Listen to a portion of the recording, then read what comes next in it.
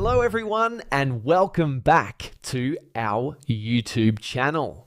In this video, I'm going to show you how to fix Claude app not working. First, we'll start with something very simple yet powerful. So over the time, apps store temporary files to load faster, but sometimes those files get corrupted and the app starts acting weird. To resolve this issue, we will first head over to our device settings. From here, scroll down and tap on General. Once you're in the General Settings tab, look for iPhone Storage option and tap on it.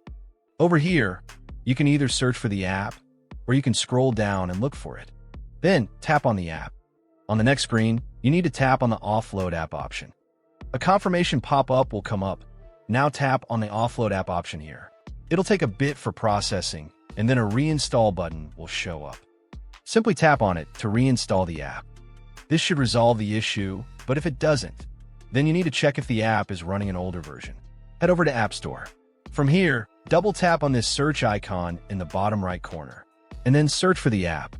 Once the app comes up in the search result, and if you see this update button right next to the app, simply tap on it to make sure you're running the latest version of the app.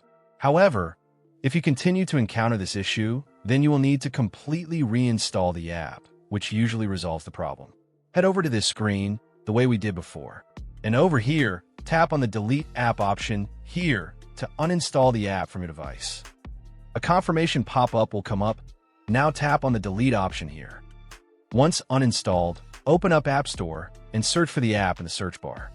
After the app comes up in the search result, simply click on this Claude icon to install it back onto your device. Hopefully, this resolves the issue. If it does, consider sending a super thanks to support our channel. And also don't forget to hit the subscribe button. We'll see you in the next video.